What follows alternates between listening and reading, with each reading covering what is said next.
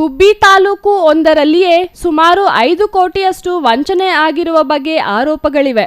ಕೇವಲ 80 ದಿನಗಳ ಅಂತರದಲ್ಲಿ ಈ ವಹಿವಾಟು ನಡೆದಿದೆ ಎನ್ನಲಾಗಿದ್ದು, ಬೆಂಗಳೂರಿನ ವ್ಯಕ್ತಿಯೊಬ್ಬನಿಂದ ಸಿಎಸ್ಪುರ ಹೋಬಳಿಯ ಕಲ್ಲೂರು ಗ್ರಾಮಕ್ಕೆ ಡಾಟಾ ಮೀರಿ ಎಐ ಎಂಬ ಆ್ಯಪ್ನೊಂದಿಗೆ ಆರಂಭವಾಗಿರುವ ಆನ್ಲೈನ್ ದಂಧೆ ದೊಡ್ಡ ಮೊತ್ತದಲ್ಲಿ ಹಣ ವಸೂಲಿ ಮಾಡಿ ಮೋಸ ಎಸಗಲಾಗಿದೆ.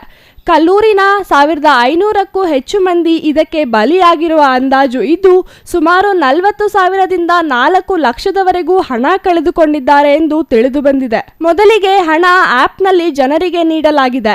ಹಣ ಪಡೆದ ಕಲ್ಲೂರಿನ ಜನತೆ ಸಣ್ಣ ಮೊತ್ತ ಹಾಕಿ ದೊಡ್ಡ ಮೊತ್ತ ಪಡೆದಿದ್ದಾರೆ. ದೊಡ್ಡ ಮೊತ್ತ ಹಾಕಿದಾಗ ಆಪ್ನವರು ಹಣ ನೀಡದೆ ಕೈ ಎತ್ತಿದ್ದಾರೆ. ಇದರಿಂದ ನೂರಾರು ಕುಟುಂಬಗಳು ಹಣ ಕಳೆದುಕೊಂಡು ಬೀದಿಗೆ ಬೀಳುವ ಸ್ಥಿತಿ ನಿರ್ಮಾಣವಾಗಿದೆ.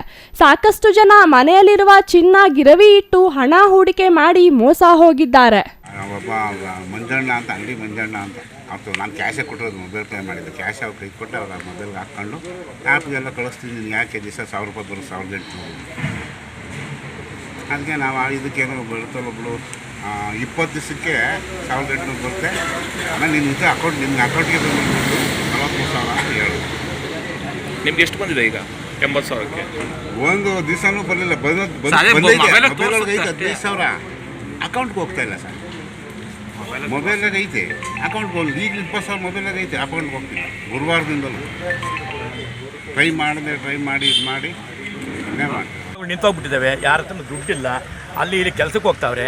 ಮನೆಯಲ್ಲಿ ಗೌರ್ಮೆಂಟ್ನ ಅಕ್ಕಿನ ಊಟ ಮಾಡ್ಕೊಳ್ಳೋದು ಕಷ್ಟ ಆಗಿದೆ, ಬೇಯಿಸ್ಕೊಂಡು ಅಷ್ಟು ಕಷ್ಟ ಆಗೋಗ್ಬಿಡ್ತು. ಎಲ್ಲಿ ದುಡ್ಡು ಈ ರೀತಿ ಬರುತ್ತೆ ಅಂತ ಕಂಡುಬಿಡ್ತು, ಆಸೆ ಬಿದ್ದಾಕ್ಬಿಟ್ಟು. ಆಸೆ ಮನುಷ್ಯ ಸಹಜನ ಗುಣ. ಆಸೆ ಇಲ್ಲದ ಮನುಷ್ಯ ಯಾರಿಗೂ ಇಲ್ಲ.